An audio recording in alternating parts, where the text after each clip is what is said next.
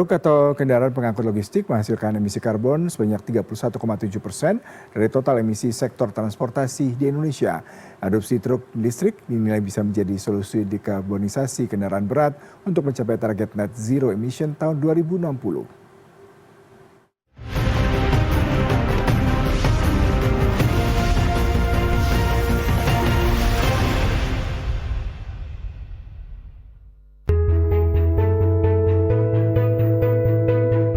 Operasional truk pengangkut logistik menjadi salah satu penyumbang terbesar emisi karbon dibanding moda transportasi lainnya.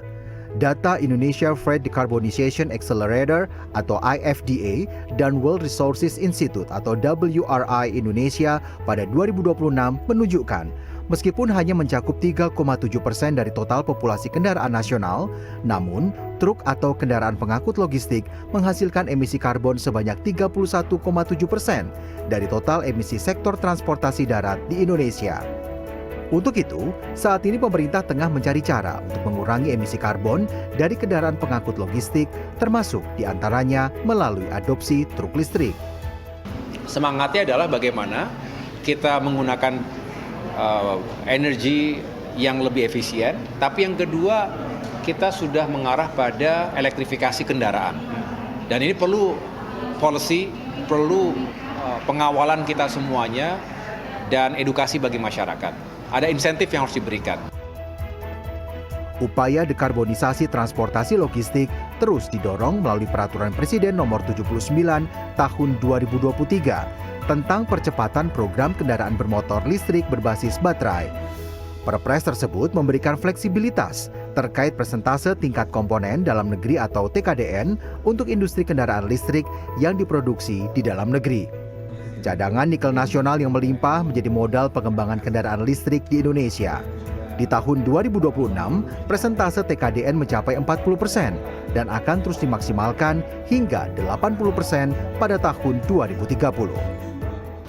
Indonesia memiliki 21 juta ton cadangan nikel, dan ini bisa dibilang juga salah satu contoh keberhasilan kita dalam program atau kebijakan hilirisasi.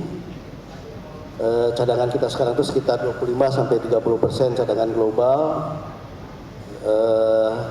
Indonesia telah berhasil menarik investasi langsung sekitar 15 US dollar ke dalam rantai pasok baterai kendaraan listrik, termasuk kemitraan strategis besar dengan para pemimpin global seperti LG Energy Solution, Hyundai Motor, dan CATL. Selain mengurangi emisi karbon dan dapat meningkatkan investasi dalam negeri, peralihan penggunaan transportasi logistik berbahan bakar solar ke truk listrik juga dinilai bisa memberi nafas ruang fiskal anggaran negara. Saat ini, pemerintah telah mengalokasikan sekitar 415 triliun rupiah hanya untuk subsidi solar.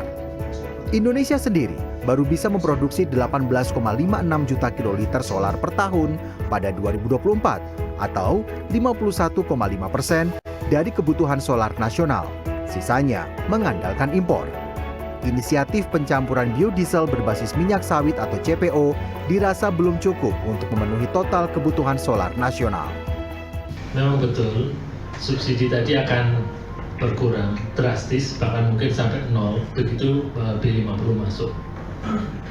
Ya. Tapi yang kita harus ingat bahwa investasi dari kilang untuk mengolah B50 itu juga tidak bertambah gitu ya. Artinya produksinya dari waktu ke waktu akan kurang lebih sama. Sementara tuntutan terhadap pergerakan logistik nasional kan masih ada makin meningkat kan. Jadi timbul lagi gap untuk impor. Namun demikian, adopsi kendaraan logistik berbasis listrik oleh industri masih menemui kendala. WRI Indonesia menyebut biaya pembelian truk listrik 3 kali lebih mahal dibandingkan truk berbahan bakar solar. Selain itu, ketersediaan model truk listrik belum menjawab kebutuhan operasional pasar Indonesia.